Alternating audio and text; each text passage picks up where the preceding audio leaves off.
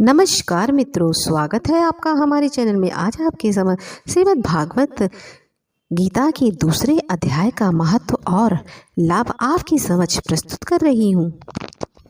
हिंदू धर्म के पवित्र ग्रंथों में से एक श्री गीता जी में कुल 18 अध्याय है।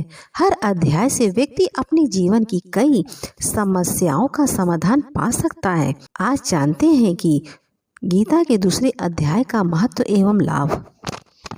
श्रीमद् भागवत गीता के जरिए व्यक्ति अपने जीवन की कई समस्याओं का हल खोज सकता है। दरअसल गीता में महाभारत युद्ध के दौरान कुरुक्षेत्र श्रीमद् भागवत पवित्र ग्रंथों में से एक है।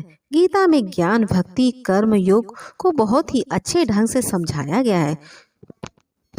तो आइए जानते हैं गीता के दूसरे अध्याय का महत्व और लाभ।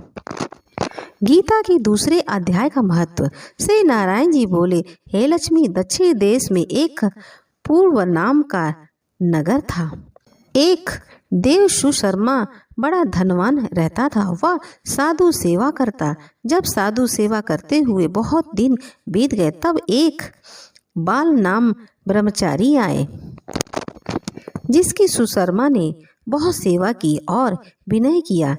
हे संत जी, कृपया मुझे श्री नारायण जी के पाने का ज्ञानोपदेश करो। तब ब्रह्मचारी बोले, मैं तुम्हें गीता के दूसरे अध्याय का पाठ सुनाता हूँ। देव सुशर्मा ने कहा कि गीता जी के दूसरे अध्याय को सुनने से कोई आगे भी मुक्ति हुआ है।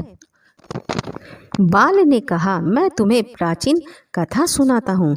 एक आयली वन में बकरियां चराता था और मैं वहाँ भजन करता था। एक दिन रात के समय आयली बकरी को लेकर घर को तला मार्ग में एक सिंह बैठा था। एक बकरी सबसे आगे आती देख सिंह भाग गया। तब आयली यह देख बड़ा आश्चर्यचकित हुआ और मैं भी वहाँ खड़ा हुआ। उस चारवाहों ने मुझे देखकर कहा, मैंने यह आश्चर्य देखा कि बकरी को देखकर शेर डर कर भाग गया। तुम त्रिकाल्य हो, यह वृत्तांत मुझे सुनाओ। संत ने यह कहा, हे आयली, मैं तुम्हें एक पिछली वार्ता सुनाता हूँ। यह बकरी पिछले जन्म में डायन थी।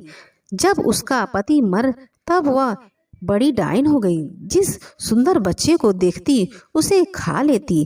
शेर पिछले जन्म में फंदक था। वह पक्षी पकड़ने के लिए जंगल में गया। यह डायन भी वहां पहुंच गई। डायन ने उस फंदक को खा लिया।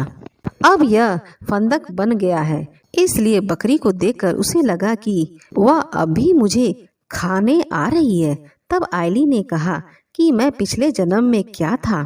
तब संत बोले, तू पिछले जन्म में चंडाल था।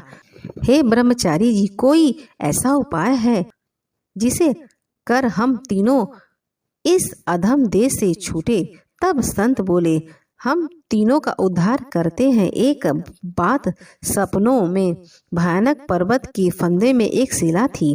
उसे श्रीमद् भागवत जी का दूसरा अध्याय लिखा था। मैंने उन अक्षरों को उस शिला पर देखा। अब मैं तुम्हें मन वचन कर्म एकाग्र करके सुनाता हूँ, तुम श्रवण करो। संत ने जब गीता जी के अक्षर सुनाए तो उनको सुनाते ही तुरंत आकाश से विमान आए और उन तीनों को विमानों में बैठकर बैकुंठ लोक ले गए।